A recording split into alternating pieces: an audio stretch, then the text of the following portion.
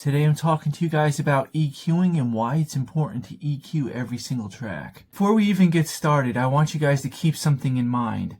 Every single sound that you have in your project should only consist of frequencies that's needed to create that sound. So if you're a producer, then one term I'm sure you've heard before is mud. Mud is just when you have way too many unnecessary frequencies in the lower end. One way to avoid this problem completely is to simply cut off everything at 45 Hertz. This is something I read a really long time ago, back in 2011 when I first started producing, and it's just kind of a rule that I've always stuck with. I can tell you one thing, it does help with the mud situation. So I threw together some chords and a melody here, and it sounds a little something like this.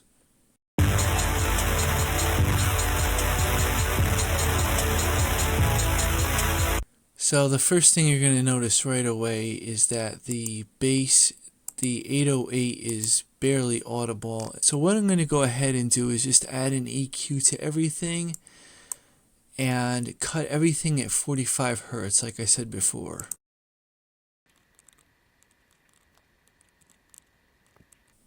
Now let's hear how it sounds.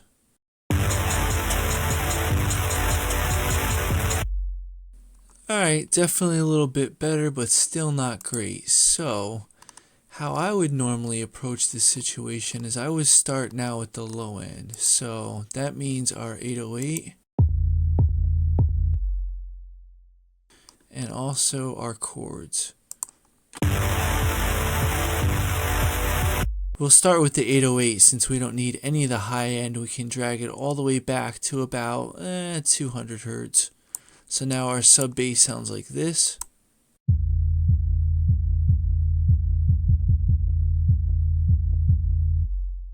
So now if we go into our chords, and remember we cut it at 200 for our 808, so we can just start at 200 with these chords and see how that sounds. Well, that certainly made a lot more room for our sub, but it took it took all the low end out of our chords here. So how can we make it so that we can have both our sub and chords in the mix and both have their own space? Well, the answer is pretty simple actually. Let's drag this about to 100 Hertz. And if we play it now, still the same problem. So what we want to do is actually make this dynamic, and we want to lower our frequencies.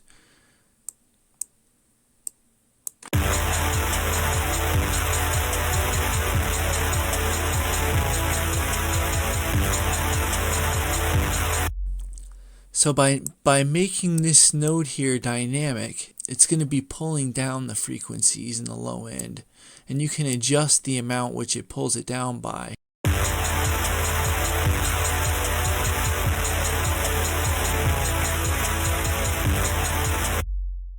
I would adjust this in real time as both sounds are playing so that you can hear so you can actually hear what you're doing.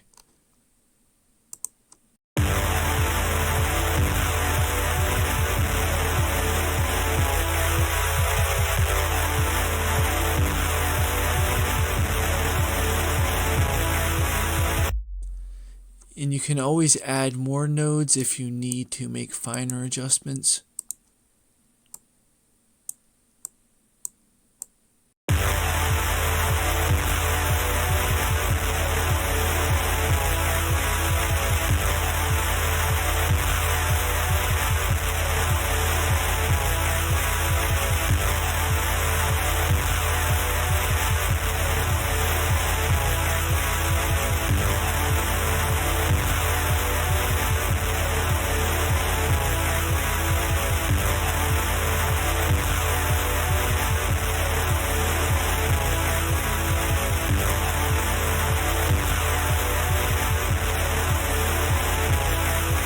Well, that takes care of our low end, I think, but we still got some problems going on with the high end. So let's go back into our chords, and these are really, really bright, so we can probably cut a lot off of the high end.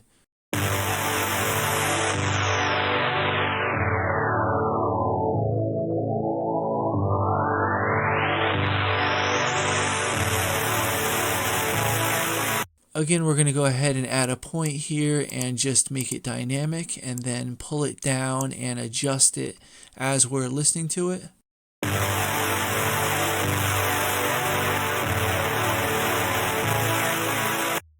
So that gives us an idea of where to set it in isolation, but we want to hear it in the entire mix now to make sure it's going to fit correctly.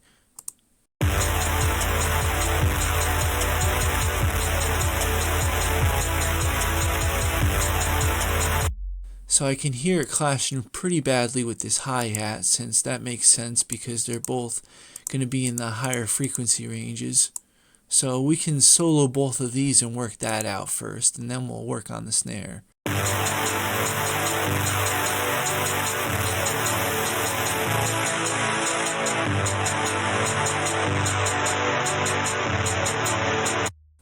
Now you can hear how taking the energy away from one thing opens up the energy for another.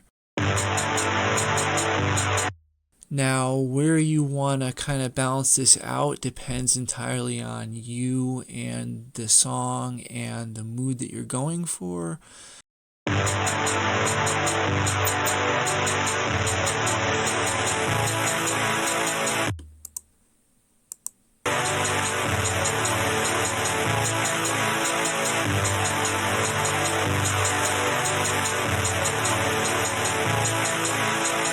Alright, so now let's see how it sounds all together. I'd say that's a pretty big improvement so far, and we haven't even touched any of the volume yet. So let's go ahead and we'll do our trap snare.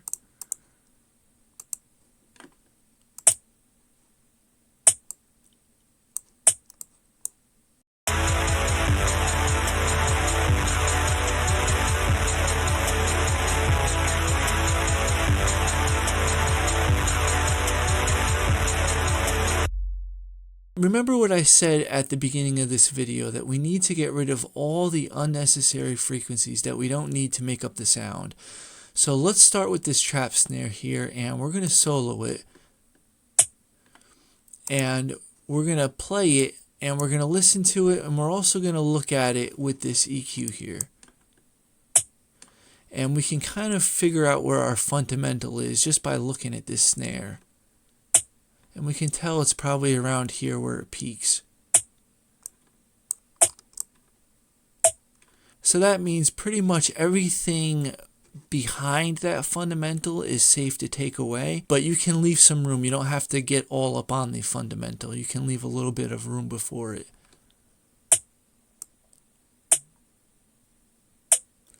Because if you take too much away, if you get too close to it, then the sound just becomes very thin.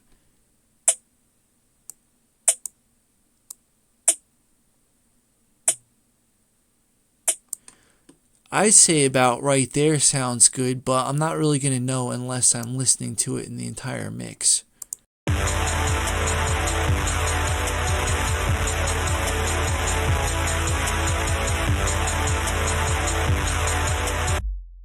So if you can successfully do a sweep like from back here all the way up to 200 and not hear anything, that means you can take all these frequencies away and it won't make a difference.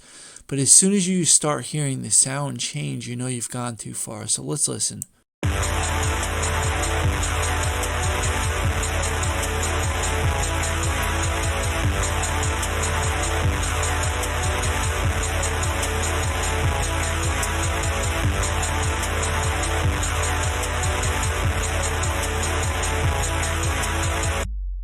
I would say I'd feel safe about in the 250 range.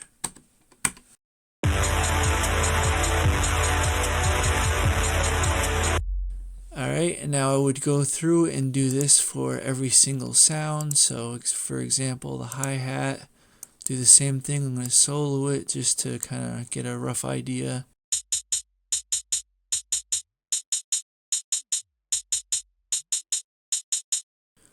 Now this does have some lower end presence over here, but again, you need to listen to it in the mix to see if that's going to make a difference, whether you take it away or not.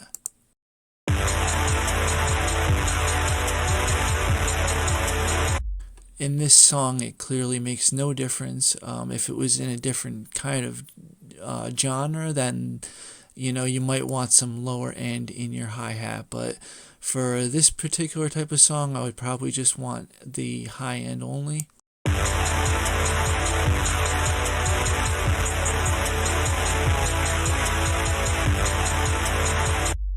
I'd say we're probably good about 600.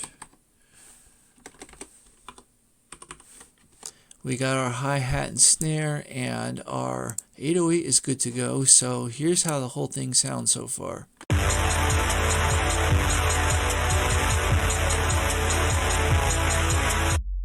So already that sounds a lot cleaner, and we didn't even begin mixing it yet. So that's the power of EQ and how clean you can get your mix just by making sure that you EQ and remember to take away all the frequencies that you don't need in each sound. Now that we've taken away all the unnecessary frequencies, we can go ahead and start boosting some frequencies that we might need.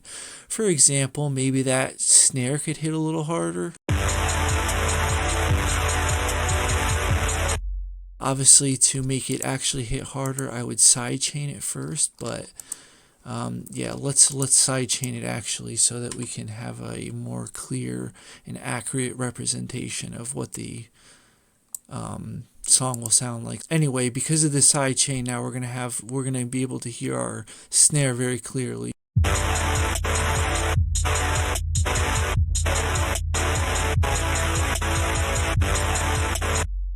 But let's say that there's other stuff going on, and after everything's sidechained, let's just say that I wanted that snare to be a little bit louder. That's when I would come back into my EQ here, and preferably I would boost the fundamental to start with.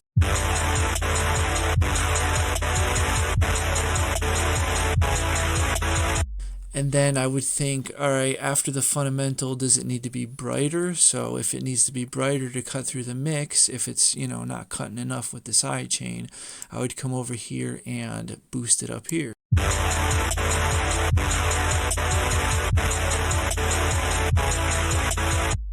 You can see how much side chaining actually helps it cut through the mix, and if it's side chained properly, you really don't need to boost it too much in the high end to cut through the mix because it already is. But if you want to, there you go, that's how you do it.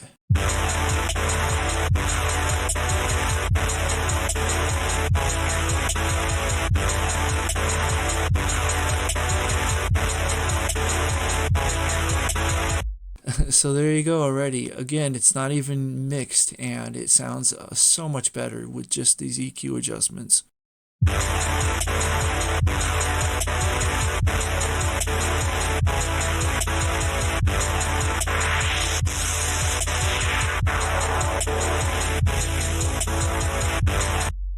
So then I would go through each track and kind of boost, kind of do sweeps and kind of figure out where I need to boost or where I need to take away.